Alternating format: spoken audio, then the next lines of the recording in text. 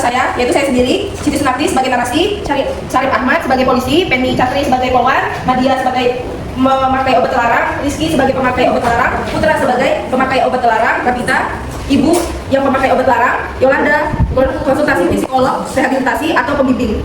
Nah, saya akan menjelaskan rehabilitatif itu apa. Rehabilitatif itu adalah serangkaian kegiatan untuk mengembalikan bekas penderita ke dalam masyarakat sehingga dapat berfungsi lagi sebagai anggota masyarakat yang berguna untuk dirinya dan masyarakat semaksimal mungkin.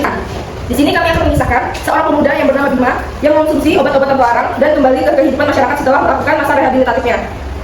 Undang-undang yang kami pakai, Undang-Undang Narkotika pasal 127 yang mengatur bahwa pemakai narkoba dapat dipenjara paling lama 4 tahun. Namun Undang-Undang Narkotika memberikan opsi rehabilitasi bagi pengguna narkoba yang tertangkap. Duduk di bangku kuliah. Ia bernama Bima. Bima ini remaja yang telah kecanduan obat-obat terlarang. Awalnya dia mengonsumsi obat-obatan tersebut karena pikirannya yang sangat kacau akan masalah di keluarganya. Bima adalah anak broken home yang kurang kasih sayang orang tuanya, apalagi kasih sayang seorang ibu semenjak ia broken home dan hak asuh jatuh di tangan ibunya. Bima pun tinggal bersama ibunya yang sibuk akan bekerja dan tidak ingat waktu. Malam hari di pinggiran jalan, Bima berjalan dengan kakinya yang lemas sehingga tidak bisa mengendalikan badannya dengan mata yang amat sendiri. Pusing sekali kepala lu, rasa ini pecah. Mana sih permennya? Permen yang dimaksud Bima adalah obat-obatan yang terlarang itu. Sembari mencari di kaki celananya, tak lama kemudian dua polisi sedang berpatroli datang menghampiri Bima yang sedang duduk lemas di pinggiran jalan tersebut.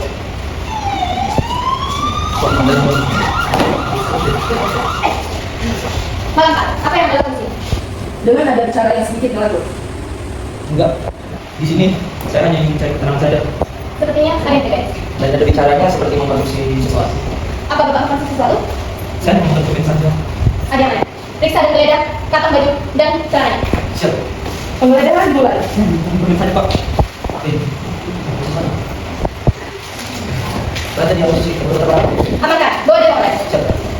Setelah beberapa menit pemeriksaan Bima dibawa ke ruangan pemeriksaan, ia pun diamankan di polres setempat dan dimintai keterangan.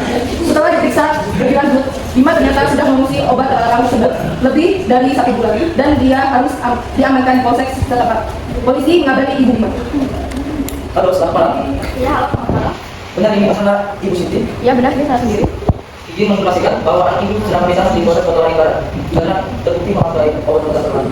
Astaga, ya baik, terima kasih Pak informasinya. Sama-sama.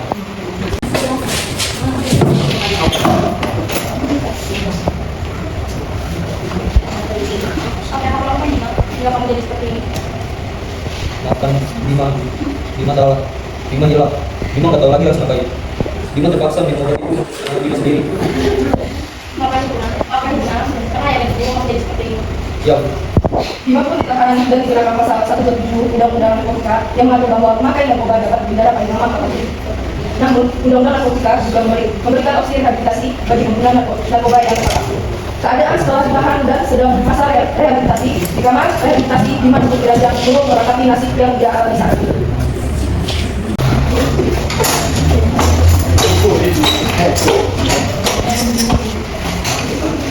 Selamat pagi semuanya. Hari ini kita akan melakukan introspeksi. Kita akan mengulik akan masalah penyalahgunaan narkoba kalian. Arman, apakah ingin memulai?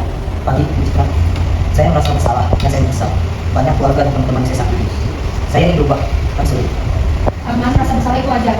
Tapi jangan sampai rasa bersalah itu yang membuat hancur. Jadikanlah rasa bersalah itu yang memotivasi dirimu untuk berubah. Gimana mendapat apa itu?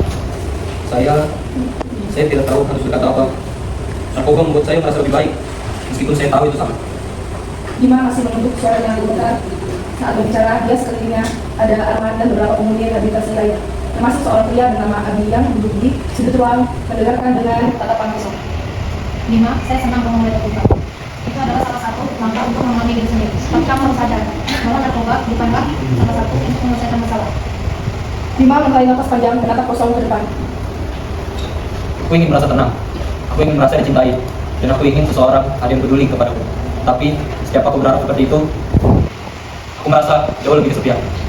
Abi tertawa kecil namun penuh keinginan. Lucu. Semua orang ini hampir sama mempunyai hal seperti itu aja. Bima. Dulu aku juga pernah berpikir seperti itu, Bima. Kukira dengan narkoba bisa lari dari segala kekacauan di hidupku. Bima menoleh ke arah Abi penasaran. Lalu, apa yang membuatmu berhenti? Abi menatap lurus ke depan, suaranya datang. Aku kehilangan segalanya. keluarga, teman, dan impianku sendiri. Aku pernah hampir mati Bima saat terkena overdosis. Saat aku sadar di rumah sakit, aku sendirian. Tak ada satu orang pun yang mau menemaniku. Dan saat itulah aku sadar bahwa kalau aku terus begini, aku tidak akan mendapatkan kebahagiaan yang aku cari. Citra mengangguk tersenyum. Abi, terima kasih telah berbagi cerita. Kalian semua di sini punya masalah masing-masing, dan itu pun yang bisa membuat kalian saling memaafkan. Adegan hari-hari begitu saat rehabilitasi. Beberapa hari lalu, Bima dan kawan-kawan mulai beradaptasi dengan rutinitas.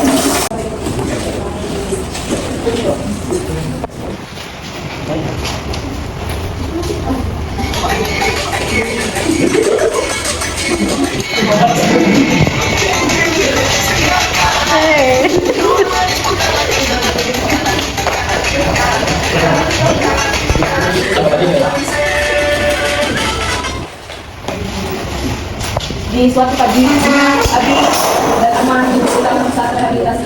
Bima terlihat gelisah. Bima menghela nafas. Aku takut, Abi. Bagaimana jika aku kembali, aku gagal? Bagaimana jika aku kembali ke kehidupan Mama? Abi menepuk pundak Bima senyum kecil. Kau tidak sendiri, Bima. Kita semua takut. Tapi aku percaya pada satu hal. Kita bisa merubah hidup kita sendiri. Jangan pernah masa lalu menentukan masa depanmu. Bima menatap Abi dan Arman mencoba mencerna kata-kata itu. Tapi bagaimana jika aku kembali jatuh? Abi tersenyum bijak. Maka dari itu kita harus bangkit. Ingat, hidup itu bukan tentang berapa banyak kita jatuh, tapi berapa banyak kita bangkit dari jatuh tersebut. Bima terdiam lalu mengangguk untuk pertama kalinya. Sejak ia masuk rehabilitasi, ia merasa ada harapan. Adegan pertemuan baru.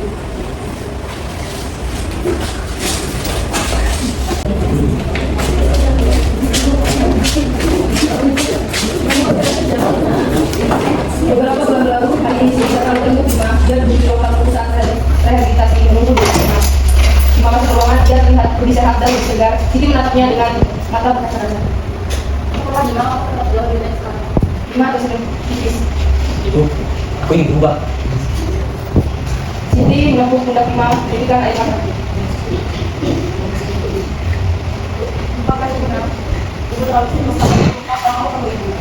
Bima menggeleng, suaranya lebih tegar. Ibu nggak perlu minta maaf. Sekarang aku mengerti. Ternyata setiap manusia itu ada kesibukannya masing-masing. Sekarang, aku hanya berharap kita bisa mulai lagi dari awal. Siti mengangguk sambil menangis. Adegan masa depan baru. Diperbolehkan pulang, dia berdiri di depan pusat rehabilitasi, menatap ke depan dengan penuh harapan. Di sebelahnya, Abi dan Arman pun tersenyum. Arman menepuk pundak Bima.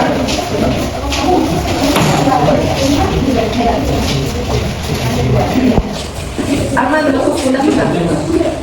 Kamu bukan akhir. Awal dan gagal. Kamu tahu. Terima kasih, Abi. Terima kasih, Abi. Terima kasih sudah ada di sini. Bima melangkah keluar gerbang diiringi oleh tatapan bangga Citra dan teman-temannya. Ia lalu jalan di depan masih panjang, tapi kali ini ia siap menghadapinya dan masuk ke kehidupan masyarakat. Assalamualaikum warahmatullahi wabarakatuh. Waalaikumsalam warahmatullahi wabarakatuh. Kami dari kelompok 1 yang mana kami mendapatkan bagaimana cara pengaplikasian dari keadilan retributif. Sebelum kami mulai drama, sebelumnya kita harus tahu apa sih keadilan secara retributif itu. Nah, keadilan retributif adalah konsep keadilan yang menekankan pada pemberian hukuman yang setimpal terhadap pelanggaran hukum atau kejahatan yang dilakukan oleh seseorang. Prinsip utamanya adalah setiap pelanggaran harus menerima balasan yang sesuai dengan perbuatannya. Lex talionis atau hukuman pembalasan. Adapun ciri-ciri dari keadilan retributif ini ada 4 hal. Yang pertama, proporsionalitas. Maksudnya di sini adalah hukuman harus setimpal dengan kesalahan. Yang kedua yaitu bersifat pembalasan, bukan rehabilitas. Yang ketiga yaitu menegakkan kepastian hukum, yang mana pelaku mendapatkan hukuman sesuai aturan yang telah berlaku. Yang terakhir yaitu tidak mempertimbangkan manfaat sosial. Maksudnya yaitu menegakkan prinsip keadilan itu sendiri. Nah, di sini kami mengangkat kasus nenek Minah yang sempat terjadi di Indonesia, yang mana secara singkat kasus ini yaitu seorang nenek yang sudah cukup tua, kelaparan saat itu, dan akhirnya nenek itu mencoba mencuri dengan alasan kelaparan. Silakan, kami mulai. Nenek Minah sebagai Farida, ya. Dan hakim sebagai Nadia Kadati, Jaksa Mirna Iswana dan Rizky Ade Maulana. Untuk bendera yaitu Pak Yani, Pak Budi sebagai saksi itu adalah peserta. Warga sebagai warga itu boleh Nasa Nadia Kadati, kecuali Minta dan 3 utara. Untuk badan saksi saya sendiri. Ya. Adegan 1 di Kampung Pisang. Di suatu desa hiduplah seorang nenek bernama Minah. Ia sudah berusia 25 tahun. Untuk mencukupi hidupnya sebatang kara, ia menjadi hal yang penting di kepala desa. Di bawah saat itu, Tubuh Teh mengalami masalah sehingga Nenek Mina kehilangan rasa percaya. Ia bingung harus bagaimana lagi untuk mendapatkan uang untuk makan, hingga Nenek Mina betul-betul kelaparan. Kemudian pada siang hari, Nenek Mina memasuki kebun milik Pak Budi dan memetik 3 buah pisang. Dia melihat sekeliling, lalu memasukkan buah itu ke dalam kainnya. Tiba-tiba, Pak Budi sebagai pemilik kebun datang dan membuka pintu. Hei, Nenek, kamu ngapain di masuk? Maafkan saya, Pak. Saya ambil 3 buah pisang saya lapar. Gak bisa Nenek, itu mencuri. Maafkan saya, Pak. Nenek Mina terkejut, memohon ampun, bahkan mengembalikan 3 buah pisang tersebut. Namun Pak Budi menolak. Betul lama, beberapa warga yang sangat sengaja melakukan hal itu datang menghampiri saudara suara. Hei, ada apa ini ribut-ribut? Pak Budi ini apa sih? Sama orang tua, ngomong yang tegas-tegas. Jadi begini loh Bapak Ibu, Nenek ini sudah mencuri buah pisang di kebun saya. Makanya itu sudah bermusik di Ibu. Astagfirullahaladzim. Benar tapi apa Pak Budi itu? Neneknya? Nenek Mina hanya menggerakkan kepalanya dengan air mata yang menjatuh. Saat itu ia ingin berkata, apa yang jadi Pak Budi benar? Saya lapar dengan berbuatnya. Jangan alasan Nenek. Itu mencuri, itu nggak boleh. Cuma dikediki kan? Cuma dikediki doang, Pak Budi pelit banget. Lagi dia kenapa? Betul Pak Budi, itu tidak seberapa. Betul tuh, lagi pula Ibu Mina belum mau makannya. Kamu bisa lagi mengembalikannya. Namun Pak Budi tetap tidak terima atas perbuatan Nenek Mina tersebut. Jelas, saya mau apa pun saya kalau gitu. Kalau begini namanya pencurian akan saya bawa polisi. Setelah perbuatan berlangsung cukup lama, akhirnya Nenek Mina hanya bisa pasrah dengan ancaman dari Pak Budi. Suatu hari, di bawah baju rumah ini, sementara jaksa berbicara ada tempat yang lain. Nenek Mina memperlakukan. Baik, untuk sidang hari ini dengan terdakwa Nenek Mina akan saya mulai. Silakan untuk jaksa penuntut umum dan dari kuasa hukum Nenek Mina akan dapat memberikan kepada saya. Oke, baik, untuk jaksa penuntut umum akan dapat membacakan surat dakwaannya. Yang mulia, terdakwa Nenek Mina tertangkap mencuri 3 buah pisang dari kebun milik Pak Budi. Meskipun jumlahnya kecil, ini tetapi merupakan tindak pencurian yang seluruhnya yang melanggar hukum terdapat pada KUHP pasal 362. Kami menuntut hukuman sesuai ketentuan yang berlaku. Izin melanjutkan yang mulia. Ya, silakan. Bahwasanya tindakan yang dilakukan oleh Nenek Mina itu secara sah telah melanggar aturan atas tuntutan pencurian yang sudah terdapat dalam KUHP pasal 362 yang berbunyi barang siapa mengambil barang sesuatu yang seluruhnya atau sebagian kepunyaan orang lain dengan maksud untuk dimiliki secara melawan hukum diancam pasal pencurian dengan pidana paling lambat 15 tahun atau denda paling banyak 60 rupiah. Baik, apakah terdakwa mengakui perbuatannya? Benar ini ya, saya mengambil buah milik Pak Budi, saya lapar. Silakan untuk kuasa hukum. Izin yang mulia. Silakan. Nenek Mina ini hanya seorang nenek yang tua, hidup sebatang kara. Dia mencuri karena lapar. Saya mohon dari yang mulia mempertimbangkan putusan nanti, menimbang putusan agar kiranya terdakwa Nenek Mina seringannya putusan nanti. Izin yang mulia. Sebenarnya saya juga ingin menjelaskan Nenek Mina ini, ya. Tapi ini soal hukum. Keadaan harus berkewajiban. Mohon izin yang mulia. Saudara Pak Budi, yang saya hormati, apakah tidak ada sedikit pun di hati Bapak kesian dengan Ibu Mina? Ibu Mina ini kan hanya seorang nenek yang tua renta. Dia mengambil pisang bukan untuk berkaya diri, tapi untuk dimakan sendiri. Izin yang mulia, kiranya persidangan ini harus mempertimbangkan soal kemanusiaan. Karena Ibu Mina bukan hanya untuk dijual untuk berkaya diri sendiri, tapi untuk dipolisi. Jadi mempertimbangkannya untuk di putusan nanti soal kemanusiaan. Harus tetap ditegakkan. Bagaimanapun, apa yang sudah dilakukan oleh terdakwa secara jelas dan sah melanggar hukum, melanggar ketetapan KUHP pasal 362 untuk apa menyerang lagi? Nenek Mina dinilai terbukti secara sah dan meyakinkan melanggar pasal 362 seperti disampaikan oleh jaksa penuntut umum. Nenek Mina hanya dapat terpenuhi sedih mendengar semua tekanan dari banyak pihak. Ia sangat berharap dapat bebas dari segala tuntutan untuk ditahan padanya. Warga mulai berbisik-bisik, merasa kasihan dengan Nenek Mina. Nenek Mina, Hukum memang harus ditegakkan, tapi semoga ada kebijaksanaan dalam setiap keputusan. Semakin, setelah lama mempertimbangkan hasil dari persidangan yang mana jelas Nenek Mina sebagai terdakwa melakukan kesalahannya. Namun kuasa hukum dari terdakwa Nenek Mina terus mendesak karena melihat Nenek Mina yang terikut dari kedua. Ia tak mungkin dengan sepenuh hatinya mencuri buah pisang Pak Budi. Nenek Mina betul-betul kelaparan dan nekat untuk membeli. Dan kuasa hukum terdakwa menjelaskan bahwa hakim perlu mempertimbangkan nilai kemanusiaan terhadap kasus ini. Ruang sidang sangat hening, semua orang sangat menanti keputusan yang akan dibuat oleh hakim. Kita saksikan bersama bagaimana seorang hakim yang harus bijaksana menghadapi kasus seperti ini. Di satu sisi sangat kasihan terhadap Nenek Mina, namun di sisi lain keadilan harus tetap ditegakkan. Baik, berdasarkan kesaksian dan terdapat alat-alat bukti, silakan untuk jaksa serahkan bukti.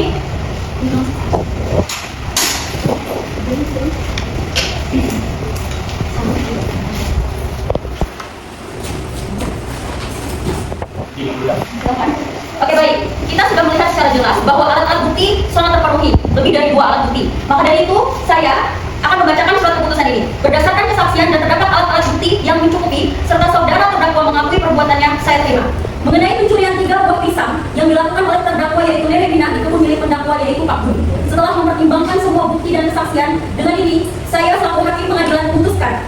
bahwa Nenek Mina bersalah atas pencurian ringan dan divonis hukuman selama 1 bulan 15 hari dengan masa percobaan 3 bulan.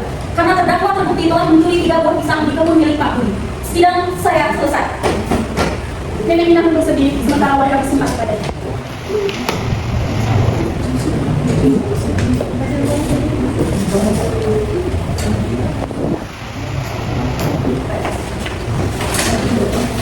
Kami akan membacakan tanggapan dari kelompok kami selaku kelompok apa tanggapan kami terhadap kasus ini, yang mana kasus ini kami angkat dari kisah nyata. Memang nama aslinya Nenek Mina, yang mana kasus itu yaitu pencurian 3 buah kakao. Silakan. Untuk kasus ini, selagi masih bisa dibicarakan secara kekeluargaan atau bisa melakukan mediasi terlebih dahulu agar masalah tidak semakin rumit. Namun sebagai penegak keadilan dalam bentuk apapun, berapapun, yang namanya tindakan pidana pencurian tidak dapat diterapkan apalagi. Menegakkan hukum yang ada di Indonesia, tentu saja kita dapat melihat nilai kemanusiaan terhadap kasus Nenek Mina ini. Namun tindakan pidananya jelas dan sah. Nenek Mina harus tetap diadili sebagai bentuk penegakan hukum di Indonesia. Tidak melanggar hukum di Indonesia sekecil apapun perbuatan itu. Kesimpulan dari drama kami ini, saya ceritakan lebih singkat bahwasannya Nenek Mina ini seorang nenek yang sudah tua, dan Nenek Mina ini mengambil 3 buah pisang secara sengaja milik Pak Budi. Bagaimanapun secara kacamata hukum, perbuatan atau tindakan Nenek Mina ini tindakan yang salah karena mencuri. Jelas di dalam KUHP pasal 362. Nah, dan terus kita dapat melihat dari 2 nilai, yang mana Nenek Mina ini sudah tua. Di satu sisi, keadilan harus tetap ditegakkan. Ini sama artinya seperti pengaplikasian dari keadilan retributif. Kita tidak hanya dapat melihat karena Nenek Mina ini sudah tua, tetapi keadilan ini harus ditegakkan dan ini telah merugikan satu sama lain. Dan perlu kita pelajari bahwasannya peristiwa sekecil ini sepertinya tidak perlu kita bawa ke pengadilan. Kita hanya perlu mengadakan sebuah mediasi. Itu saja. Terima kasih. Assalamualaikum warahmatullahi wabarakatuh. Kami dari kelompok 2 yaitu membahas atau tingkat tentang restoratif. Sebelumnya, restoratif justice itu adalah penyelesaian masalah hukum yang menekankan pada pemulihan hubungan sosial, bukan sekedar penghukuman terhadap pelaku. Pendekatan ini berfokus pada tanggung jawab pelaku, pemulihan korban, serta keterlibatan masyarakat dalam mencari solusi yang adil dan berkelanjutan.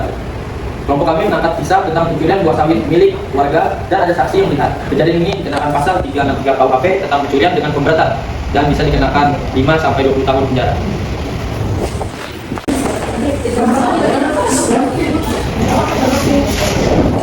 Pada suatu desa yang bernama Pialun, sangat banyak keturunan sawit. Setiap kebun sawit yang ada di sana kadang mempunyai penjaga, kadang juga tidak ada penjaganya. Pada suatu malam, kebun milik Pak Bintang dicuri buahnya oleh 2 orang saudara yang bernama Saudara Santo dan Wanda. Mereka berdua melakukan aksi pada malam hari kedua satu di kota Indonesia Tenggara.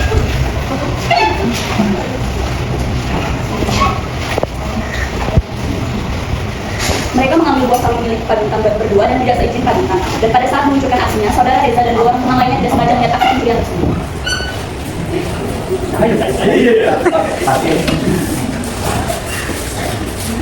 Keesokan harinya, Saudara Reza dan 2 orang teman lainnya melaporkan kejadian itu kepada Pak Bintang selaku pemilik kebun sawit tersebut.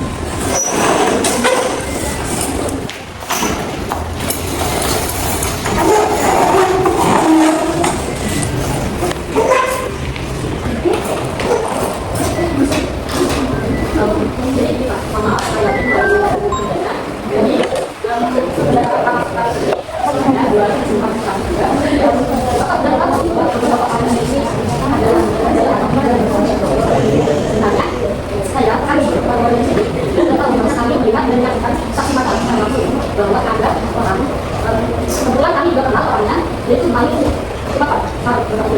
kebetulan saya juga dengan orang di sini tidak bersama orangnya. Nah, saya komunikasi Pak, ada Pak Kapal tadi melakukan sebuah juga akan tunggu pada bagaimana itu Pak.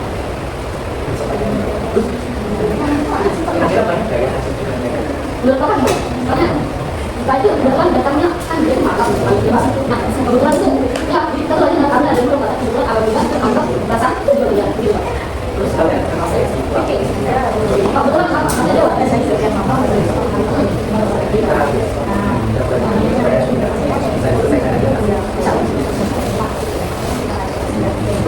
Pak Bintang langsung melaporkan hal itu kepada Pasriator bahwa telah terjadi pencurian kebun sawit miliknya.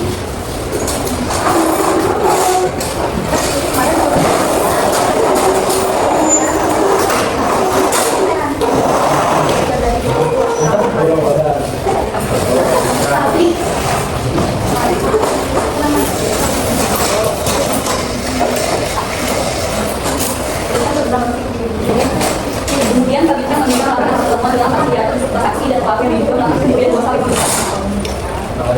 Bintang, ada yang bisa saya bantu? Saya ingin melaporkan saya sama ini terjadi ada pencurian di beberapa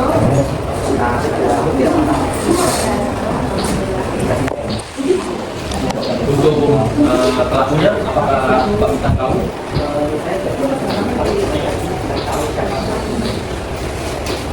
Dengan saya konfirmasi. Jadi kami sudah dapat bukti aku bahwa di sini sudah dan pulang di sini orang di sini sudah saya tahu dan yang bapak lihat sekarang orangnya tepakannya sudah di sini. Sudah beliau. Baik. Untuk saudara Wasen dan saudara Bisanto, apakah benar kalian berdua melakukan pencurian? Apa ini? Kami tidak mencuri, jangan sambutnya kalian. Ada maling aku lihat videonya. Ya memang benar Pak, malam kami memang berada di Kepulauan Bintang. Tapi kami mencarikan soalnya itu ada kawah, jadi kami mencarikan itu. Itu salah satu itu ada sini ya. Sebentar Pak Reja. Salah satu. Sebentar Pak Reja. Baik, saudara Bisanto, saya sudah melihat bukti bahwa saudara Bisanto dengan saudara Wasen melakukan pencurian buah sawit milik Pak Bintang. Kami mencuri sawit milik rumah Bintang. Dan karena kalian melakukan pencurian, kalian dikenakan pasal 3 Negara KUHP tentang pencurian dengan pemberatan yang bisa dikenakan penjara 5 sampai 20 tahun. Tidak betul Pak. Tidak ada cara lain selain persidangan. Karena kita ini masih masih mediasi, kita masih bisa toleransi dengan korban. Untuk selanjutnya saya serahkan kepada korban, ingin ke persidangan atau ingin berdamai. Jika ingin berdamai atau ingin ini, saya meminta denda sebesar 100 juta. Berarti dengan 100 juta, saudara Waldan dan saudara Bisanto tidak lagi ke persidangan. Apakah saudara Waldan dan saudara Bisanto menyanggupi? Menyanggupi. Dengan demikian, berarti saudara Bisanto dan saudara Waldan siap diganti rugi buah sawit yang telah dicuri punyanya Pak Bintang. Ya, dengan demikian saya anggap pertemuan kita hari ini selesai dan Pak Bintang mendapat keadilan serta saudara Bisanto dan saudara Waldan tidak lanjut ke persidangan. Silakan.